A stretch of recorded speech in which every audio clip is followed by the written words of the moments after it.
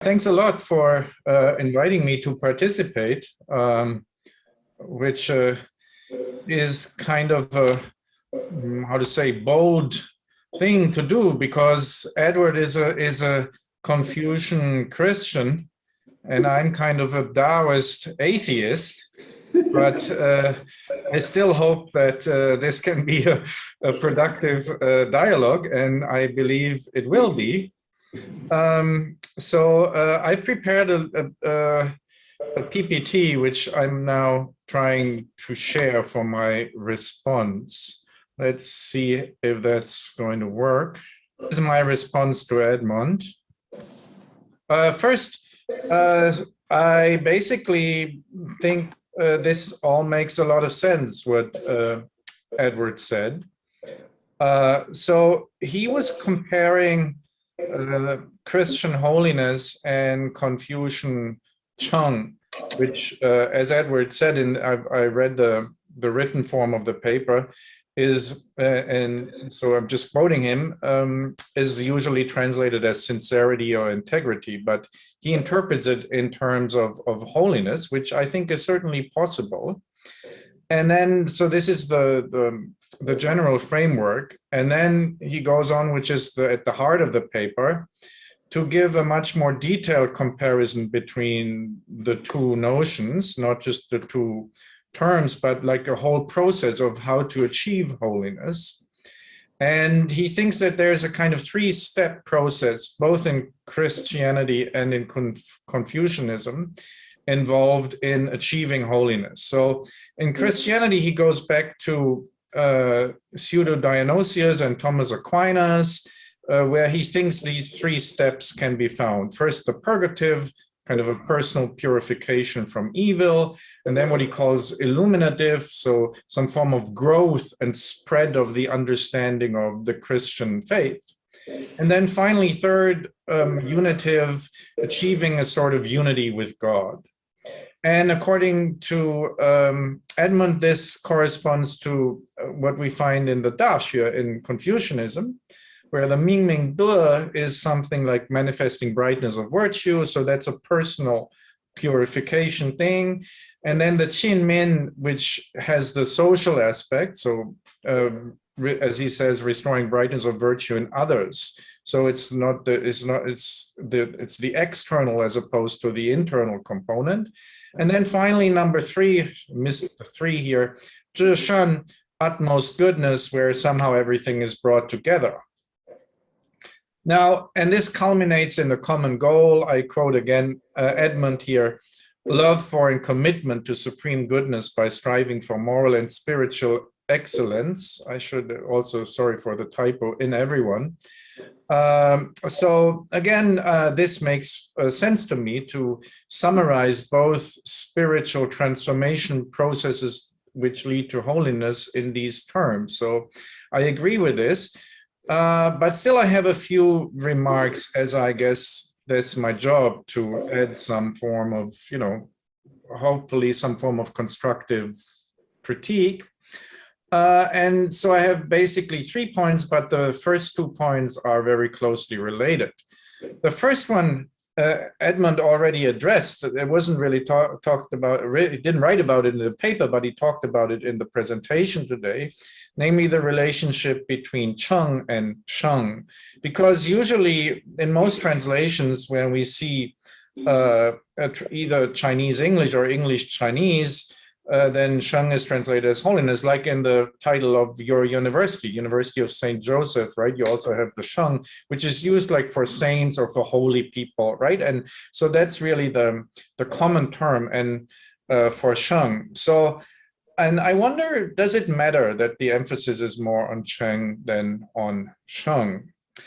Right? Because in the Christian strict sense, as also Edmund clearly pointed out, in his definition of the Christian path of holiness, especially with regard to the third step, but basically throughout all of the 3 steps, where the third step, according to Edmund, implies unity with God. So basically holiness is inseparable from God in the Christian context. But is this so in the Chinese context for cheng or cheng for that matter? So in this way, we can ask ourselves, is holiness really an adequate translation for cheng or cheng in all contexts? Can there be holiness without God? So that's a question I'd like to pose. And then I like to point in this context to this famous phrase, which actually I think originally occurs in the Zhuangzi, but is usually understood in a Confucian rather than in a Dao sense. Nei sheng wai wang, right? Inner holiness and outer kingliness. And these things, of course, they fit together, but they're somehow also different.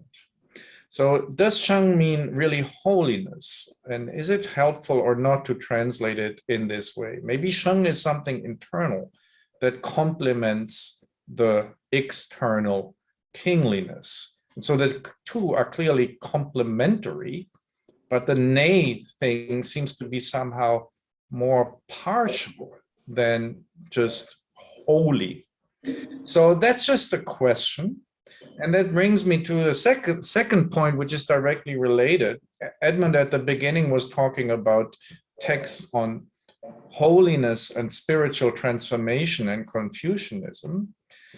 This text that I like to refer to here to is a text which is already 50 years old, but it had a strong influence on me when I was learning Chinese philosophy a long time ago. A very short book by the American philosopher Herbert Fingeret, who actually has a background in analytic philosophy and Western philosophy, but not in Confucianism. But he wrote, if you ask me, one of the best books on Confucianism.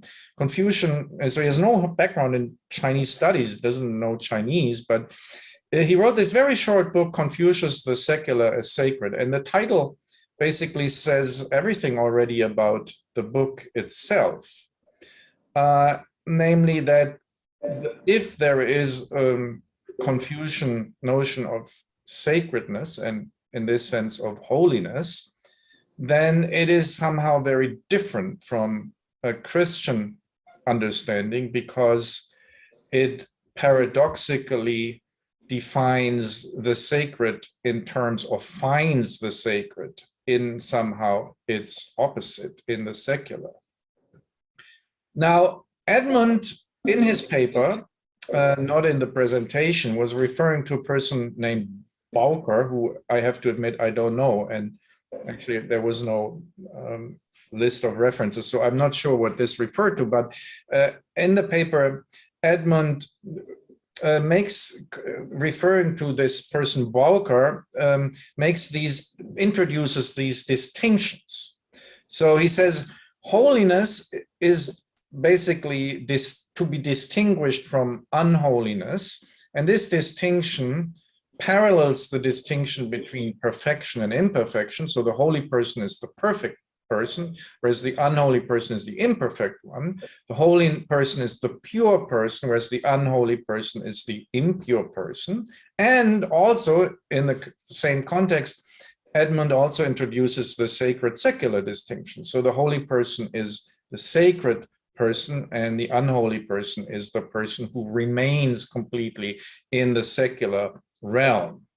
Now, again, as Herbert Fingeret says, in Confucianism, these distinctions, according to Fingeret, cannot be made. That's his whole point, that these distinctions, as they are somehow made, and that gives sense to the meaning of these terms in Christianity, that somehow this distinctive sense disappears in Confucianism.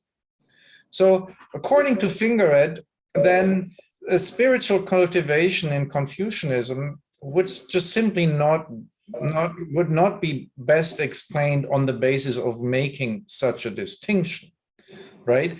Because according to Fingeret, in Confucianism, the whole point of Confucianism is that the secular and the sacred cannot be distinguished from one another, right? In the Christian model that Edmund referred to, it basically means the more sacred, the more holy, perfect, or pure become, the less secular you become, the less unholy, imperfect, and impure.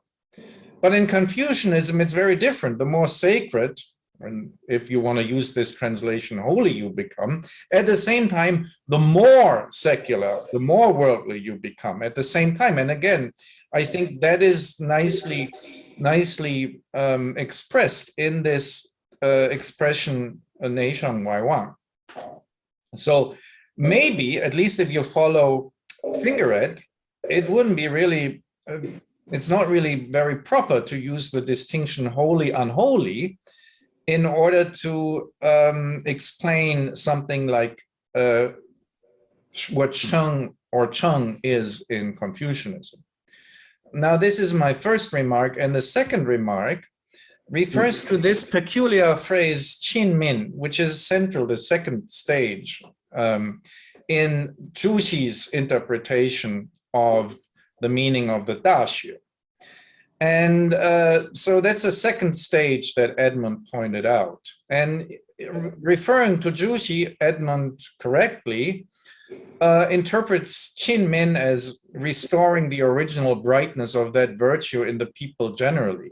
So this means, as Edmund pointed out correctly, that in this process of spiritual transformation, qin min means to somehow extend inner cultivation to an external cultivation, right? To social cultivation rather than a personal cultivation.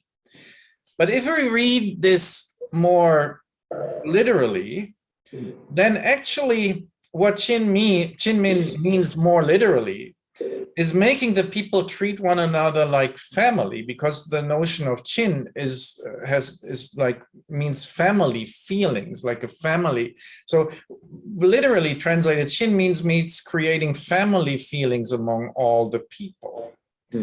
And I think this is a very important, more concrete meaning of the same phrase that gets a little bit lost in Zhu's interpretation. That doesn't mean that the two contradict one another, they don't. But I think the literal emphasis on the family is important. But again, I think this notion of the family that is highlighted, stressed, emphasized in the expression qin min does not point to the holy family, but to the earthly family. And that this makes a difference. And that refers back to point 1b, that it refers to family in a secular, but not in a sacred sense. Now, and let me conclude, it's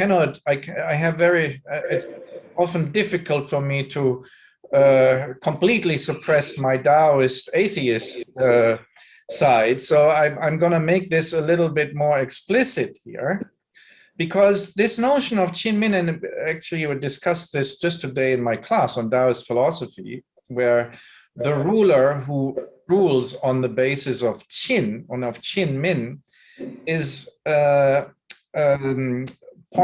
Tao Te Ching literally points out that this is only the second best ruler. The kind of the Confucian way via the family is, from a Taoist perspective, somewhat problematic. And many critiques of Confucianism point to, just like vice versa, if you have a Confucian criticism of Taoism, they usually point out that Taoists don't give enough value to the family.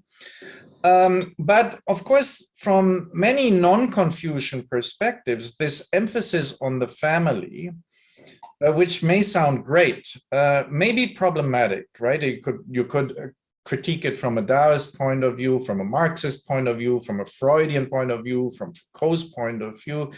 The family is somehow less than holy. Because it introduces sociopolitical hierarchies, right? It's patriarchalic, right? There's a strong emphasis on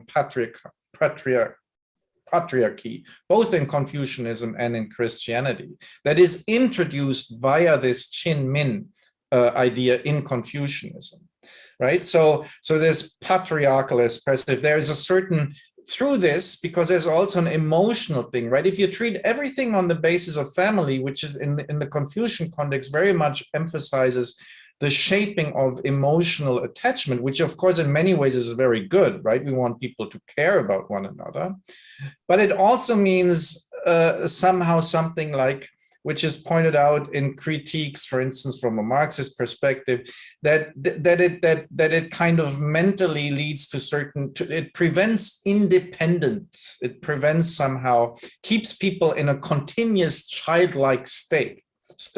And that again is something that you find also in Christianity, where of course the Holy Family also emphasize very much a kind of a childlike state of your relation towards God and towards religion. It celebrates a certain form of infantility.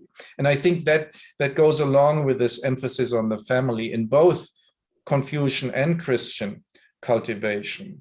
And then lastly, certain emotional and biological regimes, again, tied to the strong emphasis on either the earthly or the Holy Family, some form of repressive moralism, right? That family ethics, right?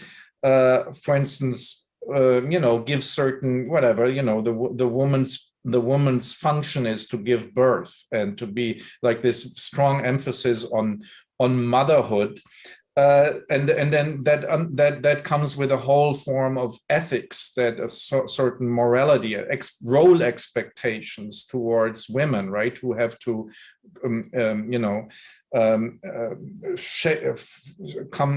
conform to these expectations attached to a motherly role. And that's something that we see both in Confucianism and in Christianity. And it's both tied to this notion of chin min, either in a Christian sense, the chin especially, family feelings, or in a Confucian sense. So this is my final Taoist atheist remark on the spiritual cultivation project in both Confucianism and in Christianity, where somehow critiques could be expressed. So that's it for my comment. Let me stop